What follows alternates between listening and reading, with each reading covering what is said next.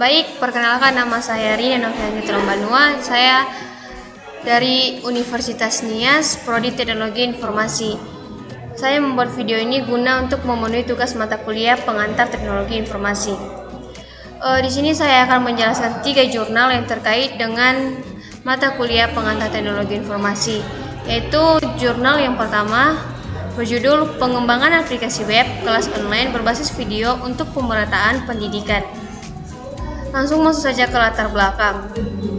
Pendidikan merupakan hak asasi setiap warga negara.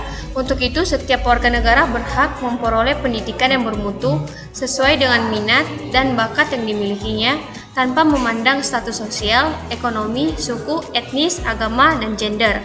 Meskipun alokasi anggaran pendidikan cukup besar, namun disadari bahwa masih terjadi disparitas antar sekolah negeri dan swasta, antar sekolah yang di daerah pinggiran dan daerah perkotaan. Kesenjangan ini dapat dilihat dari beberapa segi meliputi kualitas sarana fisik, kualitas guru, jumlah dan kualitas buku, keterjangkauan biaya pendidikan, jumlah anggaran, serta prestasi siswa. Perkembangan teknologi informasi meliputi perangkat, jaringan, dan perangkat lunak dapat dimanfaatkan untuk mengatasi kesenjangan pendidikan dengan mengembangkan Massive Online Open Course atau MOOC berbasis web. MOOC adalah belajar online dengan jumlah partisipasi tidak terbatas dan akses terbuka melalui web. Penelitian ini membuat MOOC dengan menggunakan Node.js sebagai backend server, MongoDB sebagai database, serta AngularJS dan Angular Material sebagai front-end.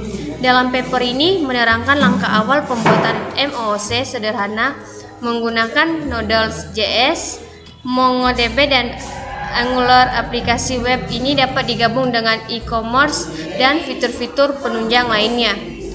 Tujuan dari jurnal ini yaitu untuk mengatasi kesenjangan pendidikan dengan mengembangkan Massive Online Open Course atau MOOC berbasis web. MOOC adalah belajar online dengan jumlah partisipasi tidak terbatas dan akses terbuka melalui web. Metode dalam pembuatan jurnal ini yaitu pertama, desain sistem monitoring yang berkualitas dan handal, kedua, pemilihan software, dan ketiga, pemilihan sensor menggunakan Snort yang akan memonitoring jaringan nirkabel. Yang digunakan pada penelitian ini ditujukan aliran data masuk aliran data dan keluar aliran data tanpa bawah aliran data yang masuk dari router dikirim melalui mirror switch, kemudian paket data tersebut dikopi oleh server sensor monitoring dan diteruskan ke access point pada masing-masing klien. Hasil dan pembahasan. Massive Open Online Course adalah belajar online yang ditujukan untuk jumlah peserta yang tak terbatas dan akses terbuka melalui web. MOOC diperkenalkan pertama kali pada tahun 2008 dan mulai populer sebagai salah satu metode belajar pada tahun 2012. Berawal dari mode belajar jarak jauh, di mana pusat pembelajaran mengirimkan materi melalui pos, pada tahun 2001, MIT merilis Open Course Server yang memberikan kuliah gratis secara online. Setelah itu, banyak universitas-universitas ternama berinisiatif membuat kuliah gratis online. Kesimpulan dari jurnal ini yaitu Node.js, MongoDB, dan AngularJS dapat digunakan untuk membuat MOOC berbasis JavaScript. Fungsi-fungsi dasar untuk login, logout, mencari, mendaftar, dan mengikuti kelas sudah dapat diimplementasikan dengan beberapa kekurangan. Kekurangan ini dapat diatasi dengan menambahkan error handling dan validasi input sebelum diproses. Aplikasi web kelas online berbasis JavaScript ini dapat digunakan untuk tahap pertama pengembangan MOOC yang lebih besar, baik dari segi jumlah pengguna maupun penambahan fitur-fitur lain yang dibutuhkan pengguna. Sekian penjelasan dari jurnal pertama, kita masuk pada jurnal yang kedua, yaitu sistem monitoring suhu dan pengairan otomatis pada tanaman stroberi berbasis website. Latar belakang. Tanaman stroberi dapat tumbuh dan berproduksi dengan baik pada daerah-daerah yang mempunyai kondisi iklim dengan suhu udara optimum antara 17-20 derajat Celcius. Kelembapan udaranya 80-90%. Proses penyiraman tanaman stroberi dilakukan oleh petani dengan pergi ke kebun setiap hari. Penyiraman dilakukan dengan menggunakan ember dan teko kocor. Selain menyiram, petani atau pembudidaya harus melakukan pengamatan kelembapan tanah untuk menentukan kapan waktu yang tepat untuk melakukan penyiraman sesuai dengan kondisi tanah dari tanaman stroberi. Akan tetapi pengamatan dilakukan tidak akurat karena tidak menggunakan alat ukur yang valid dan reliable.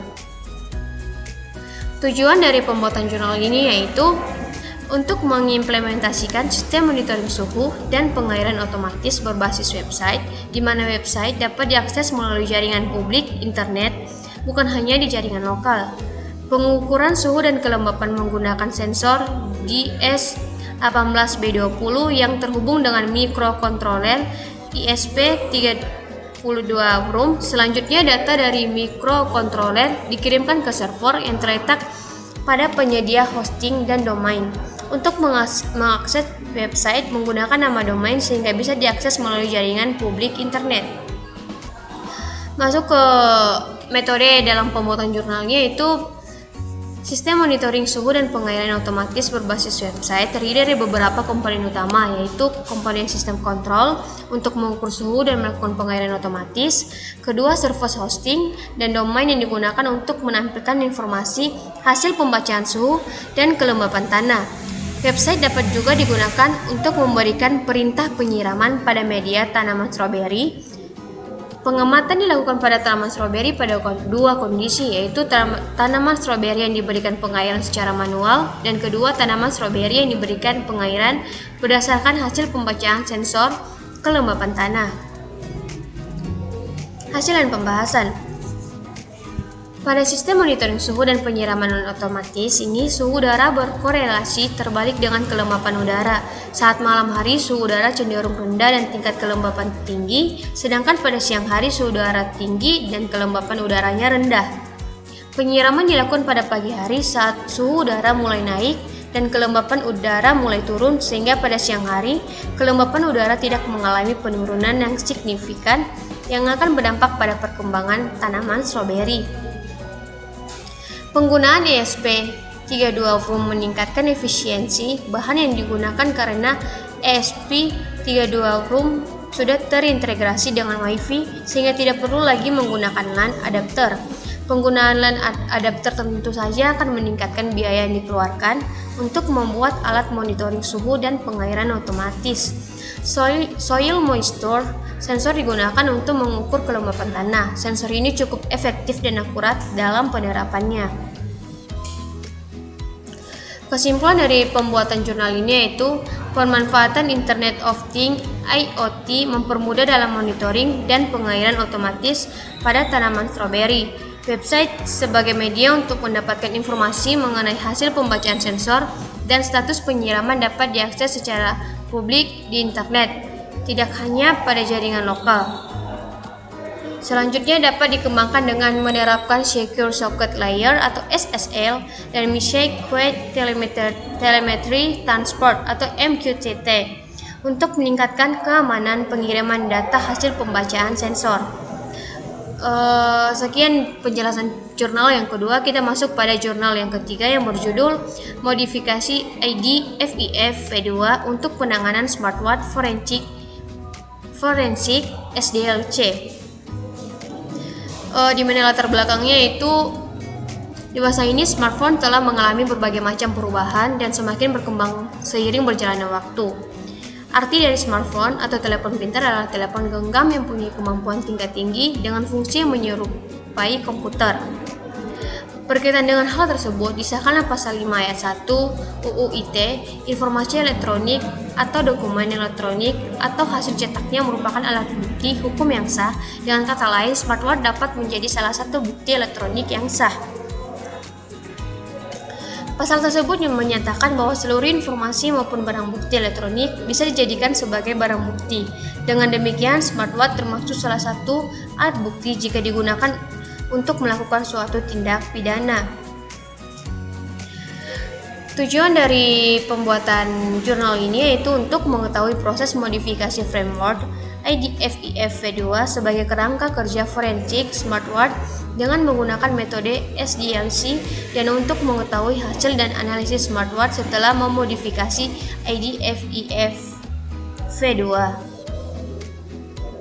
Metode dari pembuatan jurnal ini itu tahapan pertama dalam penelitian ini adalah tahapan pengumpulan bahan informasi mengenai topik yang terkait dengan penelitian ini. Data penelitian ini bersumber dari artikel, paper, jurnal, dan laporan penelitian terdahulu yang sebelumnya telah dilakukan. Tahap kedua yaitu menggunakan SDLC untuk memodifikasi IDF-IF V2 agar dapat dijadikan sebagai framework dalam penanganan smartwatch. SDLC sendiri memiliki tahapan yaitu planning, analisis, design, implementation, dan maintenance. Tahapan ketiga adalah studi kasus. Tahapan ini merupakan tahapan penerapan IDF-IF V2 setelah dimodifikasi ke dalam smartwatch.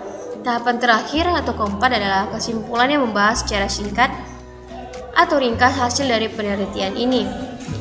Hasil dan pembahasan. Setiap kerangka kerja memiliki tahapan yang berbeda-beda tergantung pada barang bukti yang ditemukan dalam hal ini. Bukti elektronik yang digunakan adalah smartwatch. IDF-IF V2 merupakan model framework yang sudah mumpuni untuk melakukan penanganan bukti elektronik smartwatch dari tahapan awal sampai dengan akhir. IDF-IF V2 dapat menangani prosedur penanganan barang bukti smartwatch. Kemudian, berdasarkan hasil analisa, masing-masing kerangka kerja ditemukan kelebihan dan kekurangan dalam penanganan smartwatch.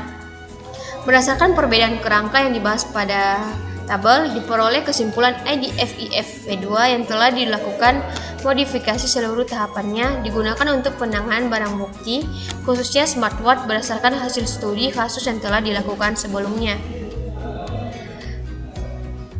Kesimpulan dari penelitian ini yaitu penelitian ini dilakukan dengan barang bukti elektronik berupa smartwatch dengan menggunakan framework IDF-IF V2 yang dimodifikasi untuk penanganan smartwatch dengan melakukan perbandingan berdasarkan penelitian sebelumnya, dan dalam proses analisis ditemukan bahwa IDF-IF V2 adalah salah satu kerangka kerja atau framework yang mumpuni untuk melakukan analisa forensik.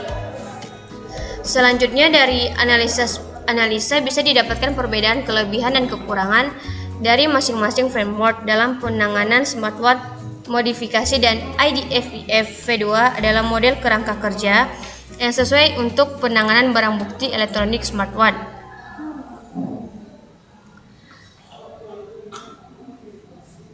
Berdasarkan penelitian yang dilakukan, dapat disimpulkan bahwa IDF-IF V2 adalah salah satu framework yang fleksibel yang dapat mencakup analisis forensik untuk smartwatch, sehingga penyelesaian smartwatch forensik yang dilakukan dapat mencakup segala tahapan untuk analisis smartwatch forensik. Baiklah, sekian jurnal dari saya, penjelasan tentang pengantar teknologi informasi. Sekian dan terima kasih. Bye-bye.